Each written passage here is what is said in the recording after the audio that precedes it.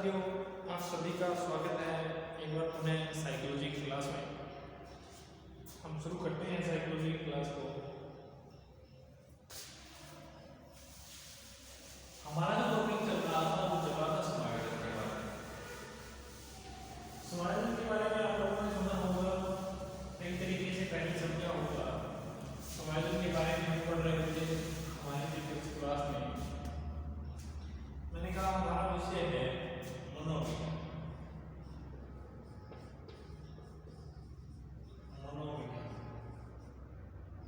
और मनोविज्ञान जो है उसकी एक शाखा है जिसका नाम है शिक्षा। शिक्षा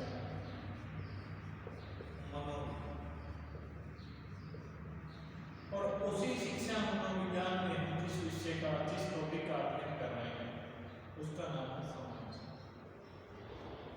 और समायोजन के साथ हम पढ़ेंगे हमारा जो दूसरा टॉपिक होगा वो पढ़ेंगे कुसमायोजन।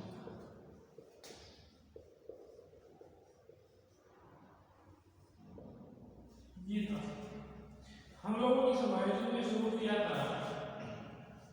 समायोजन में पढ़ा था, समायोजन को हम कहते हैं इंग्लिश में एडजस्टमेंट। इंग्लिश में हम क्या कहते हैं समायोजन को? अंग्रेजी में हम कहते हैं एडजस्टमेंट।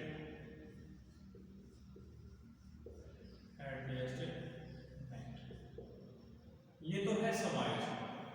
अगर कुसमायोजन यानी इसे हम कहते हैं माल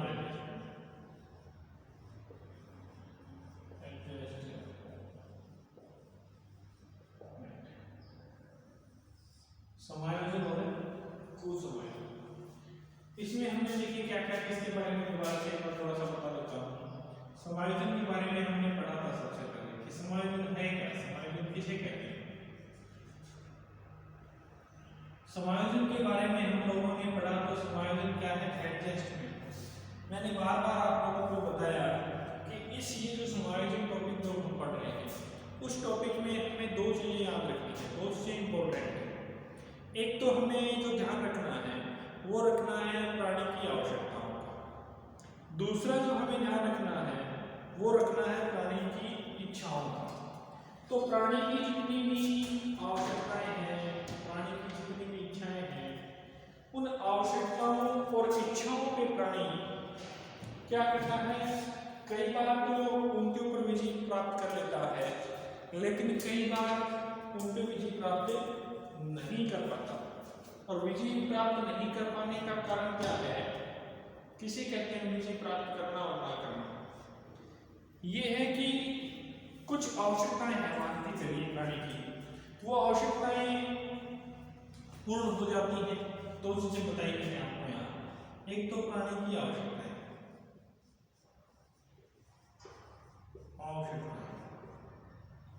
दूसरा है प्राणी की इच्छाएं। जब प्राणी की इच्छाएं और आवश्यकताओं दोनों की पूर्ति हो जाती है, इच्छा और आवश्यकताओं की पूर्ति होती है, तो प्राणी अपने आप को समायोजित महसूस करता है। समायोजित महसूस करता है। जब प्राणी की इच्छाएं और आवश्यकताओं की पूर्ति नहीं हो पाती, प्राणी नहीं कर पाता, तो प्राणी अपने आप को असमायोजित या कुसमायोजित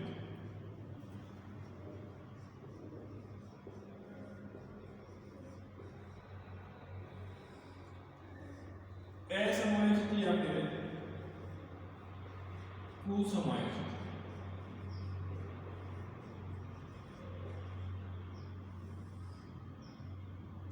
असमायोजित और कुसमायोजित महसूस करने लगता है। अब प्राणी समायोजन में हम पढ़ते हैं, देखिए समायोजन में सबसे पहले हम पढ़ते हैं समायोजन की मात्रा के बारे में। परिभाषा तो आप लोगों की ये होगी और इसको अपने तरीके से बनाइए। आप कभी भी पुस्तकें जो आप लोग पढ़ते हो, जो मार्केट में आपको सामग्री मिलती है, जो पुस्तकें मिलती हैं, उन पुस्तकों में जो बातें होती हैं वो लोग आप पढ़ते हो, लेकिन उनको अपने आप से जोड़ करके पढ़िए, अपने वातावरण से जोड़ करके पढ़िए।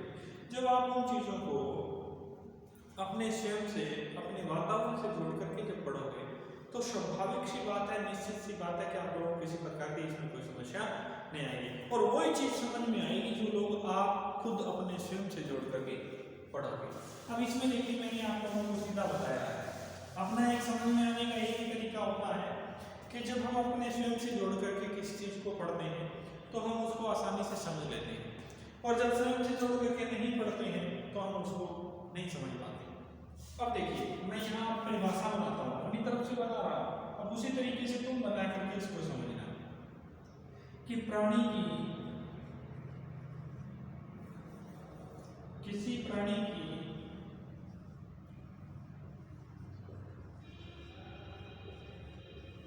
वातावरण के अनुकूल, किसी प्राणी की वातावरण के अनुकूल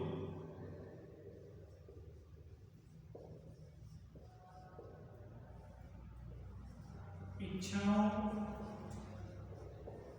वातावरण के अनुकूल इच्छाओं और आवश्यकताओं का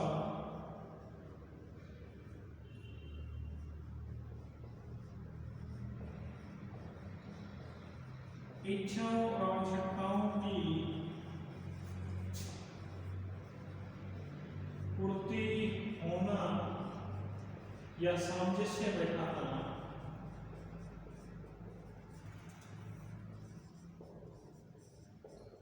पूर्ति होना या सामंजस्य बैठाना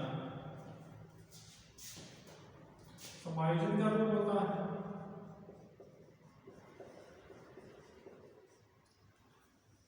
समायोजन का रूप कहलाता है।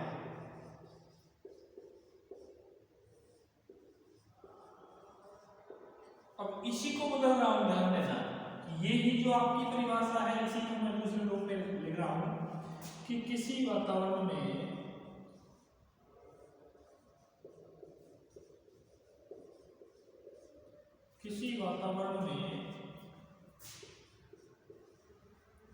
प्राणी अपनी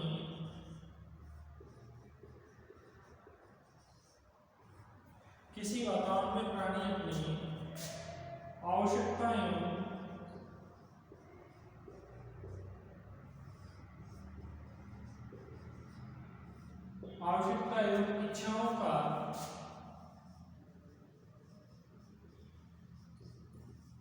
आवश्यकताओं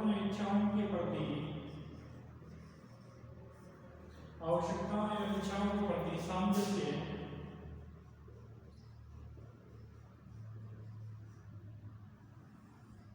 स्थापित ना कर सके, सामंजस्य स्थापित ना कर सके, कुसमायोजन कहलाता है। कुसमायोजन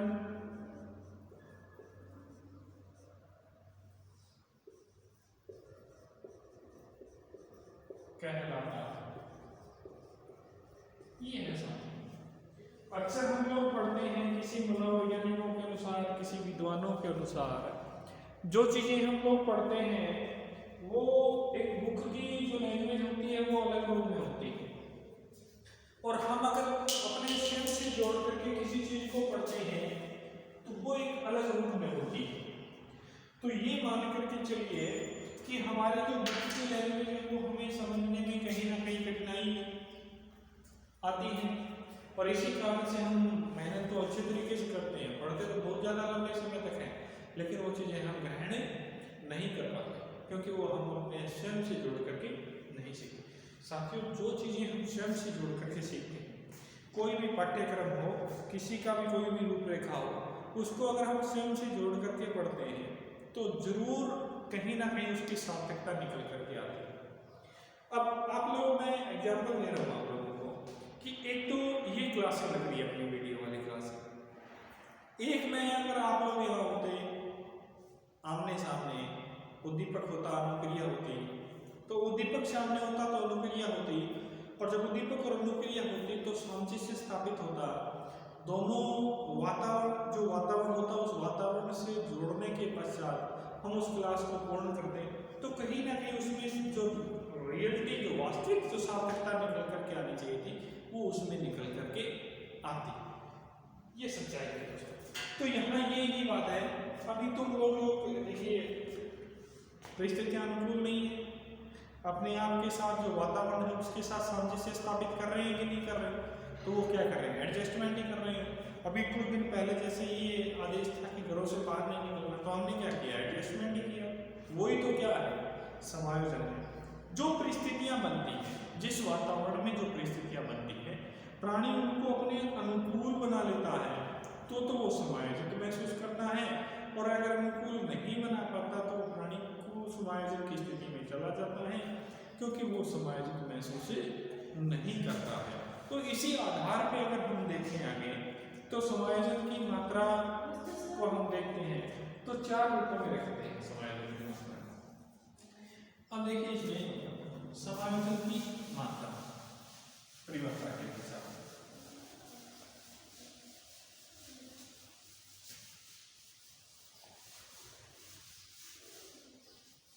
इसमें जो हमारा आगे वो आता है उसमें आता है समायोजन की मात्रा।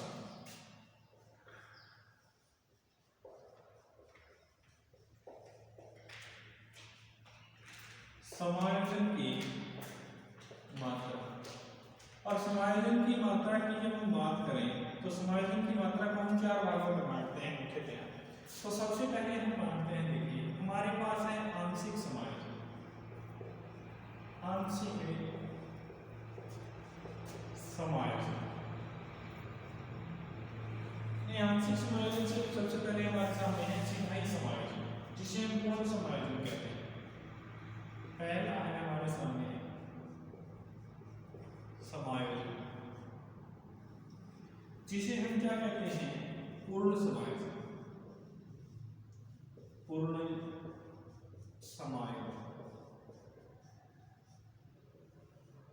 उसके बाद में दूसरा हमारे सामने जो निकल करके आता है उसे हम कहते हैं आंशिक समायोजन।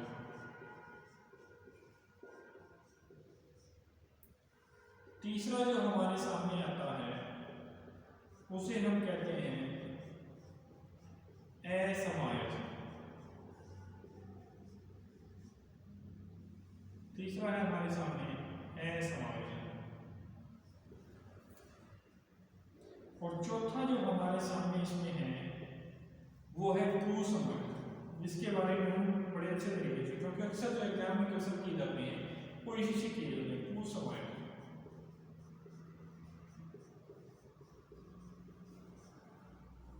जिसे हम कहते हैं मान एडजस्टमेंट। ये नाम देते हैं, इन रूपों में हम इसको रखते हैं। अब इनमें रखा जाता है, सबसे पहले तो हमारे सामने हो गया समायोजन, जिससे हमने क्या कहा? एडजस्टमेंट।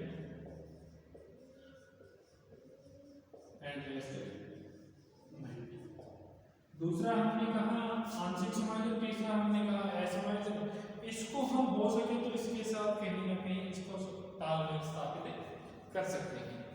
इसके बारे में हम लोगों ने पढ़ाया था कि समायोजन तो वो हो गया कि जब हमारी इच्छाएं, मैंने 2 बात बताई आपको, एक तो प्राणी की इच्छाएं हैं प्लस उस प्राणी की आवश्यकताएं हैं। और जब ये इच्छाएं और आवश्यकताएं हैं, जिस वातावरण में प्राणी निवास करता है, जिस वातावरण में प्राणी निवास करता है, उस वातावरण में प्राणी की कुछ इच्छाएं और प्राणी की कुछ आवश्यकताएं किसके साथ सामंजस्य स्थापित करना है? वातावरण के साथ। वातावरण के साथ स्थापित क्या करना है? सामंजस्य। अगर ये सामंजस्य स्थापित हो गया, अगर ये तालमेल बन गया, अगर ये परस्पर संबंध हो गया, एक तो इच्छाओं का, दूसरा आवश्यकताओं का, तो प्राणी अपने आप को क्या स्थापित कर लेता है भाई? प्राणी अपने आप को अनुकूलित कर लेता है। क्या कर लेता है?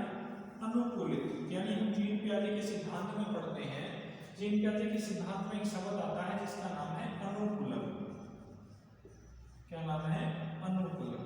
जीन प्याजे के सिद्धांत में जो शब्द आता है, ये शब्द एक ही व्याख्या करता है। देखिए, जीन प्याजे नाम का मनोवैज्ञानिक है, संज्ञानात्मक का जन्म कहा जाता है, संज्ञानात्मक मनोविज्ञान का जन्म, संज्ञानात्मक है मनोविज्ञान का जन्म।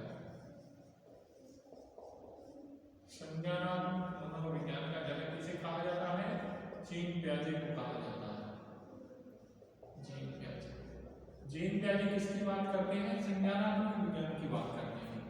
अब जीन प्याजे ने एक ही बात कही थी, ये जो आपका अनुकूलन शब्द है वो यहाँ निकल करके बखूबी रूप से समझ रहे होगा। अनुकूलन, अनुकूलन इस शब्द के बारे में बताया था। अनुकूलन के बारे में आप लोग पढ़ते हो, समझते हो। जीन प्याजे के सिद्धांत में इस शब्द को देखा जाता है, अनुकूलन को देखा जाता है, जो स्कीमा शब्द है उसको देखा जाता है। अनुकूलन में देखिए, अनुकूलन जीन प्याजे जो था, जीन प्याजे से पहले एक प्राणी जो था जिसका नाम था Jerome Bruner. Jerome Bruner, Jerome Bruner जो था और जीन प्याजे जो थे, उन दोनों ने संज्ञानात्मक विकास की बात कही थी। और संज्ञानात्मक विकास की बात करने के पश्चात संज्ञानात्मक मनोविज्ञान से इन्होंने इसको जोड़ा था। और संज्ञानात्मक मनोविज्ञान में इन्होंने जोड़ करके अनुकूलन की बात कही थी साथियों। अनुकूलन जो है वो क्या है? उन्होंने एक बात कही थी, अनुकूलन की एक बात थी 20वीं स्थिति, उसमें इन्होंने एक बात कही थी। मैंने आपको कई बार पहले पुस्तक में लिखवाया है कॉपियों में कि 20वीं शताब्दी की उत्तरार्ध में चिंतन धारा की लकीर से अलग हट करके दो विद्वान थे जिनका नाम जेरोम ब्रूनर, जीन प्याजे थे। उन्होंने कहा था कि ज्ञान जो है प्राणी के अंदर ही विद्यमान है। ज्ञान जो है प्राणी के अंदर ही विद्यमान है, बाहर नहीं है। अब जब ज्ञान प्राणी के अंदर विद्यमान है, बाहर नहीं है, तो स्वाभाविक ही बात है साथियों कि जो प्राणी का जो ज्ञान है वो प्राणी के अंदर ही विद्यमान है, तो वो बाहर जो उसे वातावरण मिला, बाहर क्या है हमारा? बाहर वातावरण है। और उस वातावरण में हमें जो व्यवहार हमने उस वातावरण के साथ किया है, जो संबंध हमने उस वातावरण के साथ बनाया है, जैसी स्थिति हमें मिली है, उसके साथ हमने क्या किया है? अनुकूलन किया है। अनुकूलन क्या होता है? हमारा क्वेश्चन यही निकल कर क्या आता है। इस आपने बहुत सी बार एग्जाम में आपने ये शब्द देखा होगा, और जब ये शब्द आप लोगों ने देखा है तो आपको जीन प्याजे भी याद आया होगा। तो ये यही बात कहता है साथियों, ये आप चाहे समायोजन में सीख लो, चाहे आप जीन प्याजे में सीख लो, चाहे ये अनुकूलन के लिए अलग से सीख लो।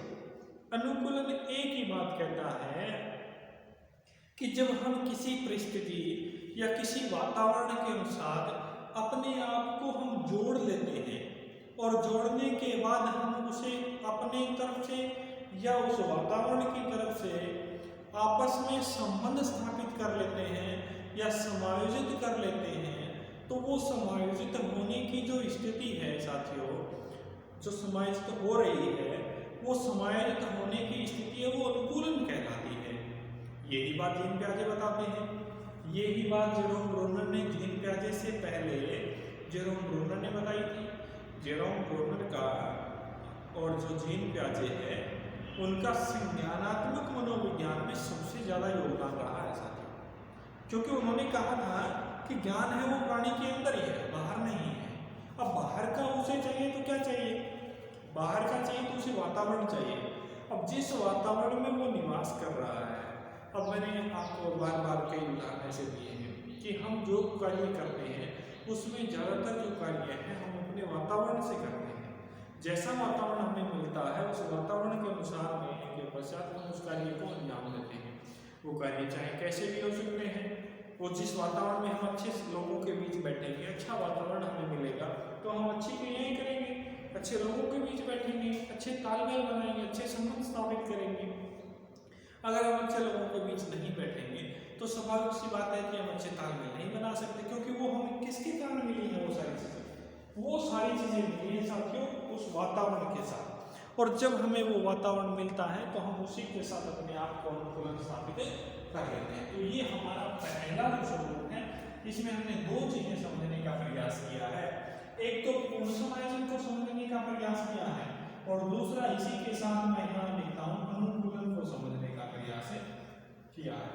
आप लोगों को बखूबी रूप से समझ में आ गया होगा साथियों। पूर्ण समायोजन तो उसे कहते हैं जिसमें हमारी इच्छा थी वो हमारी 100% इच्छा पूरी हो गई, हमारी आवश्यकता थी वो 100% हमारी आवश्यकता पूरी होगी। लेकिन मैं आपको यहाँ एक बात बता देता हूँ, वो बात बहुत ज्यादा ध्यान देना कि हमारी जो इच्छाएं हैं और जो हमारी आवश्यकताएं हैं साथियों, ये एक सीमित समय के लिए नहीं होती है। ध्यान रखना, ये क्या है, एक सीमित समय के लिए नहीं होती, सीमित समय के लिए नहीं होती।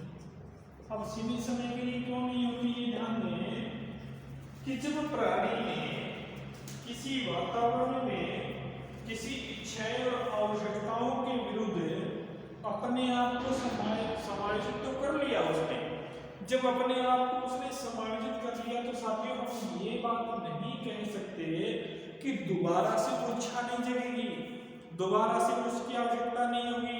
अब वापिस हमें उसी चीज को समझना पड़ेगा। अभिप्रेरणा चक्र को साथियों, अभिप्रेरणा चक्र में आप लोग समझ तो लेते हो एक चीज है कि एक दूसरे से जुड़ी रहती है। इस अभिप्रेरणा चक्र में क्या होता है, हमारे सामने सबसे पहले होती है नीड। नीड जिसे हमने यहाँ अभी लिखा है उसका नाम है आवश्यकता। नीड के बाद हमारे पास होता है n प्लस ई, सूत्र होता है आपका अभिप्रेरणा का सूत्र होता है n बराबर है n प्लस डी प्लस आई। m का हमारा है मोटिवेशन, n का हमारा है नीड, d का हमारा जो सूत्र बनता है वो बनता है ड्राइव, i का जो बनता है वो बनता है इंसेंटिव। मोटिवेशन का अर्थ हम यहाँ लगाते हैं अभिप्रेरक या अभिप्रेरणा के रूप में, नीड हमारा है आवश्यकता, ड्राइव हमारा जो है वो है चालक और इंसेंटिव जो है हमारा वो है प्रोत्साहन। इन रूपों में रखते हैं। अब जब हम इन रूपों में इनको रखते हैं तो स्वाभाविक सी बात है सबके सबसे पहले हमारे सामने क्या है, नीड, उसके बाद हमारे सामने क्या आएगा, ड्राइव, और तीसरा क्या आएगा, इंसेंटिव। कि जो हमें आवश्यकता एक बार पड़ी थी, प्राणी भी अगर उसे अच्छा वातावरण मिलता है तो उसकी आवश्यकताएं इच्छाएं पूरी होती जाती हैं, और जब उसकी इच्छाएं और आवश्यकताएं पूरी होती जाती हैं तो साथियों अपने आप को वो समायोजित भी महसूस करता जाता है, समायोजित भी महसूस करता जाता है। तो यहाँ आवश्यकता मान के चलिए आपको भोजन की है, भोजन की क्या है, आवश्यकता, और यहाँ पर ड्राइव क्या है, भूख। और जब ये मिल गए दोनों तो आपको किसकी प्राप्ति हुई, प्रोत्साहन। ये इस तरीके से चलता है अभिप्रेरणा चक्र में। अभिप्रेरणा जो चक्र है उसका जो निर्माण करने वाले मनोवैज्ञानिक थे वो मैंने पहले क्लास में बता दिया और बता देता हूँ। अभिप्रेरणा, ये क्वेश्चन एक बार एग्जाम में आया था, अभिप्रेरणा चक्र के जन्मदाता या जनक प्रोफेसर जे.पी. डिस्कॉम, ठीक है। अब देखिए भोजन को, अब हमें मान के चलिए भोजन की आवश्यकता है, आवश्यकता किसकी है, भोजन की है साथियों। क्या हम एक दिन के लिए हमने भोजन किया, तो एक दिन के लिए भोजन हमने नहीं किया तो हमने अपने आप को समायोजित किया कि नहीं किया। अब दूसरे दिन नहीं करेंगे फिर भी हमने समायोजित किया, कितने दिन हम नहीं करेंगे, एक दिन करना पड़ेगा, क्योंकि जीवन जीने के लिए कुछ हमारी आवश्यकताएं होती हैं, जैसे हमारी कुछ जैविक आवश्यकताएं होती हैं, जैसे मैं यहाँ पे जैविक अभिप्रेरक कहूँ या जैविक आवश्यकताएं कहूँ, जैविक आवश्यकताएं होती हैं, और वो जो जैविक आवश्यकताएं हैं वो हमारे जीवन जीने के लिए हमें उपयोगी होती है। उन जैविक आवश्यकताओं के बिना हम अपने जीवन को व्यतीत नहीं कर सकते, और जब हम अपने जीवन को व्यतीत नहीं कर सकते दैनिक जैविक आवश्यकताओं के बिना, तो स्वाभाविक सी बात है कि हमारी आवश्यकताएं एक रूप में पूर्ण नहीं होती, क्योंकि भोजन हमें सुबह भी चाहिए, दोपहर के लिए भोजन किसके लिए करते हैं, ऊर्जा के लिए, ऊर्जा हमें चाहिए, और ऊर्जा के जीवन जीने के लिए ऊर्जा की आवश्यकता होती है। और जब जीवन जीने के लिए ऊर्जा की आवश्यकता होती है तो आप यकीनन ये बात मान के चलिए कि भोजन किसकी प्राप्ति करवा रहा है, ऊर्जा की प्राप्ति करवा रहा है। तो हमारी कुछ इच्छाएं और आवश्यकताएं वो होती हैं सीमित समय के लिए नहीं होती। और जब सीमित समय के लिए नहीं होती तो हम ये कह सकते हैं कि समायोजन अनवरत चलने वाली प्रक्रिया है। इच्छाएं और आवश्यकताएं अगर एक स्वरूप में खत्म होती तो हम ये बात इस बात को दूसरे रूप में डाल देते कि समायोजन अनवरत चलने वाली प्रक्रिया नहीं है। तो हम कह सकते हैं कि जब हमारी एक इच्छा की पूर्ति होगी तो दूसरी इच्छा हमें लेगी, जब हमारी एक आवश्यकता की पूर्ति होगी तो हमें दूसरी आवश्यकता भी हमें पूर्ति के लिए प्रभावित करेगी। और प्राणी को जब अच्छा वातावरण मिलेगा तो प्राणी अपने आप को अच्छे तरीके से समायोजन महसूस करेगा। तो ये हमारा स्वरूप जो पहले आप लोग कहोगे कि सर इसकी तो क्लास पहले लगी हुई थी, इसकी लगी हुई तो जी साथी हो, लेकिन ये बातें नहीं बताई गई थी। इसमें सबसे जो इम्पोर्टेंट बात मैंने बताई वो बताई अनुकूलन की।